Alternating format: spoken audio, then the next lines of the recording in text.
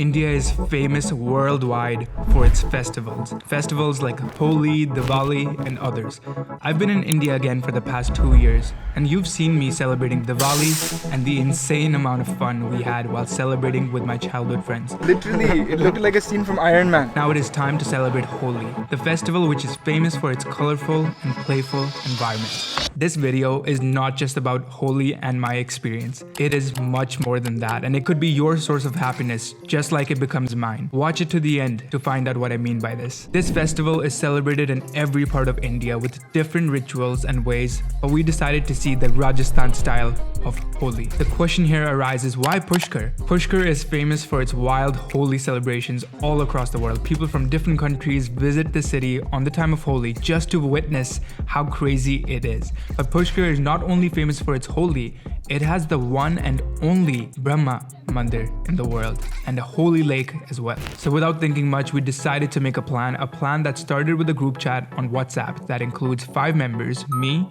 Chirag, Anshul, Manthan, and Vasu. The journey doesn't start off in Pushkar, however. We decided to meet up at Jaipur, where Vasu was our host for the day, and we stayed at his place for one night. So now we're gonna go to Anshul's childhood friend's house, right? And we're gonna prepare for the rest of the trip. I'm prepared to be amazed. Lots of oil I see, but lots of different flavors I also see. So I'm very excited.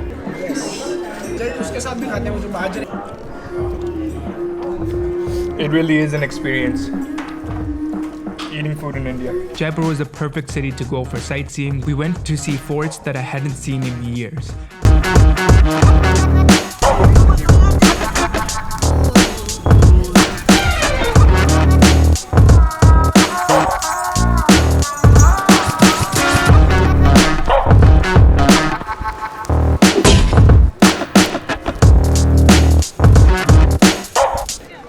Beautiful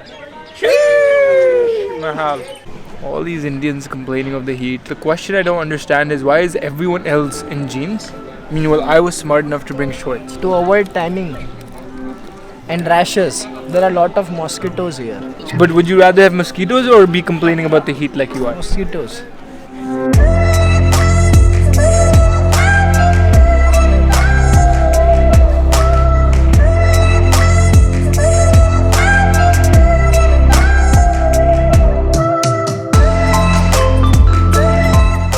Now we're at the forts at night time, and it's got a way different vibe to it. I highly doubt that back in the day they were able to light up the forts this much, because they probably had to use natural forms of lighting.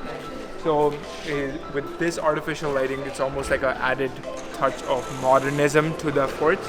We're gonna head out now, we're gonna grab some dinner and then head out. Before heading to Pushkar, we went to a famous store in Jaipur, Gulab Chand. It's funny really, watching 5 guys go shopping together. There's always the guy that can't find his size. This is what I'm thinking of getting, but I'm a bit confused about the size in terms of whether to go a size bigger or not. I was size 40, this is 42, because definitely I'm gonna outgrow the 40.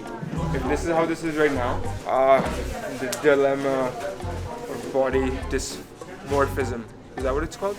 Yeah. The one who starts to overthink his decisions. And the one I'm wearing. The one you're wearing right now. And the reason I'm recommending, because it's a bit more classy. You can wear it to more formal events, to work or whatever. There's the person who says he won't try any clothes but ends up with the most amount of clothes.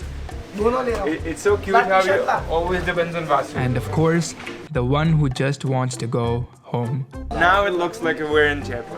Anshul, what about you? Your first Holi in Pushkar as well, right? So what are your expectations? Nothing. Expectations hurt. Huh? Expectations hurt. No, I was saying earlier, this group is very much the hangover vibes, considering even just last night. And now I think things will be very hectic even in Pushkar. What about you, Asubai? What are your expectations? You're like a Pushkar expert amongst the group. Yes. Pushkar was a city filled with a variety of people from a variety of places, not just from India, but from the world. This was the ultimate hotspot to come together and, well, throw colors at each other. Pushkar is a happening place right now. It seems like there's people from all across the world here. We're here at our accommodation, and it is like a full-on resort. I don't know what else you would call it in English, but it's a very, very incredible, beautiful, open space. I'm trying to capture the aarti that we can hear. Oh, there it is. Pushkar is actually not a city, but a simple town surrounding a lake that has multiple ghats, where people come to pray and bathe in the holy water. I was officially ready for the big day and to feel like being a kid in India once again, just like my childhood.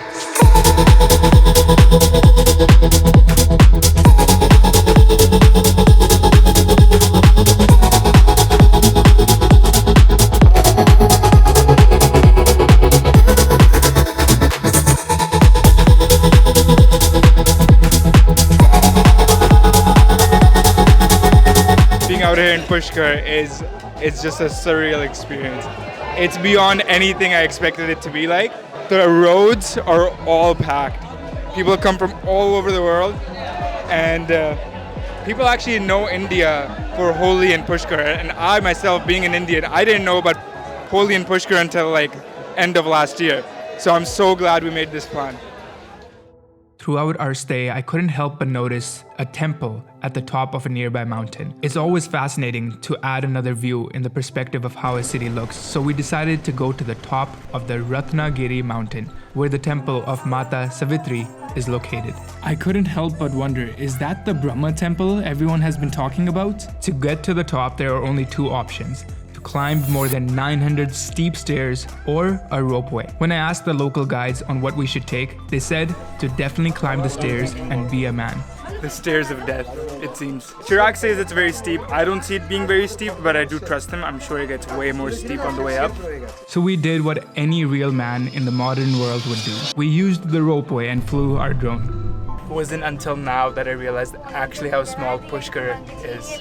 As soon as we reached to the top, we were welcomed by the langurs, and we were told that they could snatch your equipment and run away, and we definitely couldn't risk that. So we made another plan. We went a bit downstairs where there were no monkeys and continued to fly our drone to capture the beautiful view of Pushkar. This is how it looks from 1,100 feet above.